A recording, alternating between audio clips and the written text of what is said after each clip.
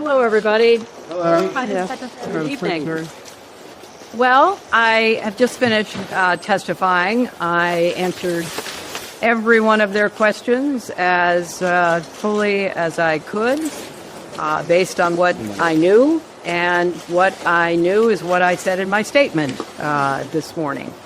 I never met Jeffrey Epstein, never had any connection or communication with him. I knew Ghislaine Maxwell casually as an acquaintance.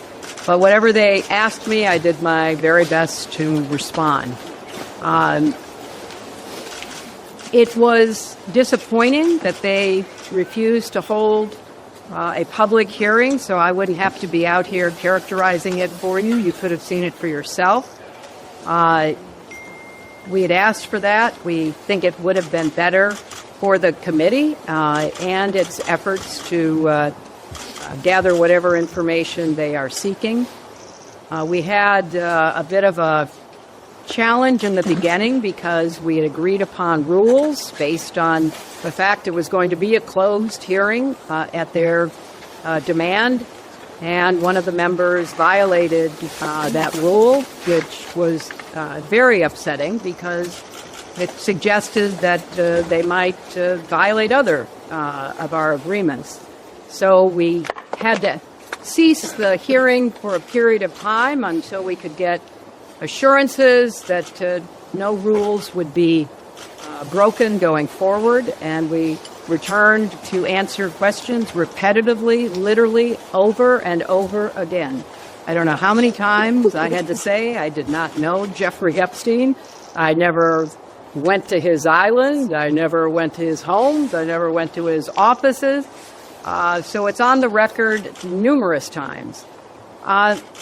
It then got, at the end, quite unusual because I started being asked about UFOs and a series of questions about Pizzagate, one of the most vile, bogus conspiracy theories that was propagated on the internet that was serving as the basis of a member's questions to me.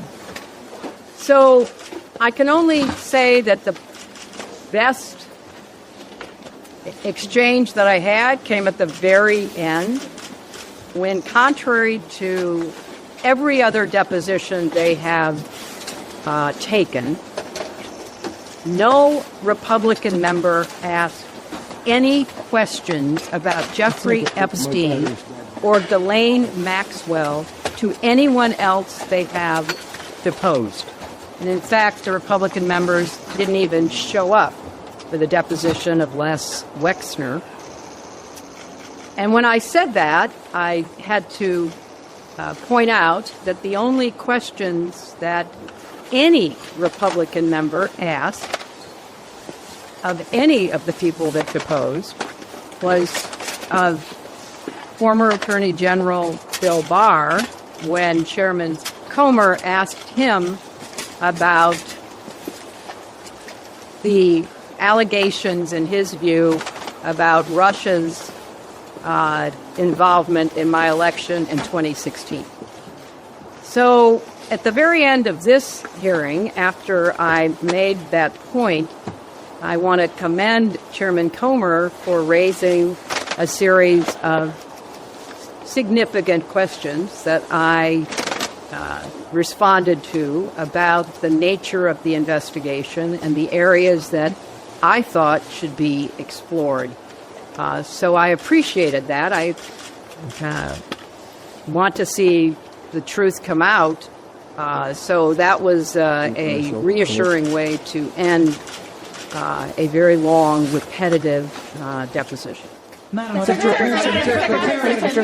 got open your opening remarks about how heartbroken you have been for the Epstein survivors as these files have come out. Can you talk to us a little bit about how you have processed and reacted to the fact that the former president, your husband, Bill Clinton, is referenced in the Epstein files numerous times, including in some photos featuring women? And how have you been personally preparing for the deposition that is coming tomorrow? Are you 100% confident that there isn't anything that the former president knows about Epstein's crimes?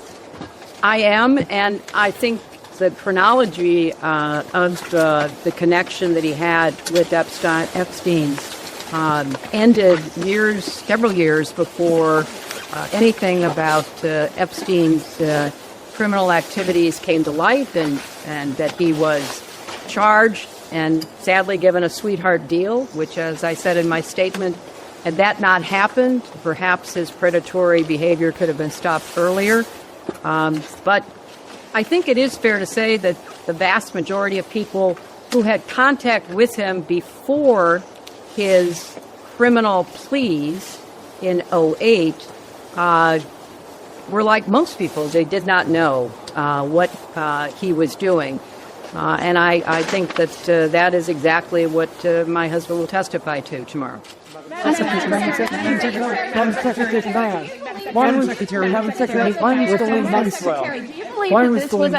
you believe this was a fair hearing, and do you still want to testify publicly, even though you do this deposition? Well, I'm not going to do it again. They had a chance to do it in public, and I wish they had done it in public. And I think they're making the wrong decision, avoiding doing it in public.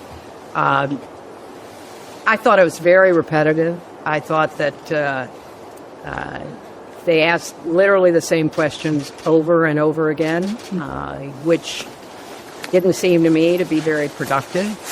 And then, as I said, toward the end, there were other questions that were totally off subject.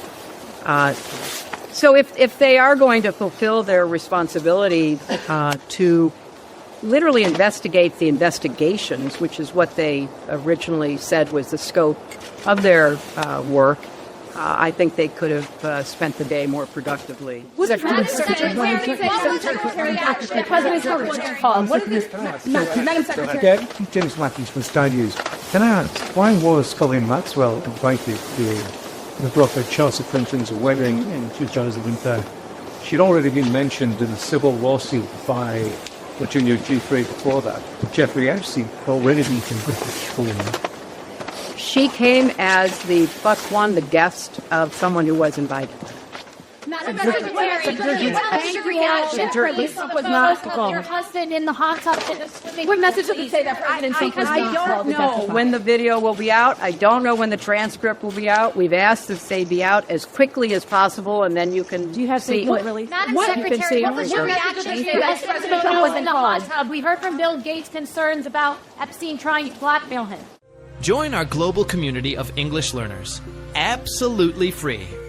Download video transcripts, listen offline, start our beginner course, and join live classes with certified teachers. Access over 1,000 resources to improve your English faster.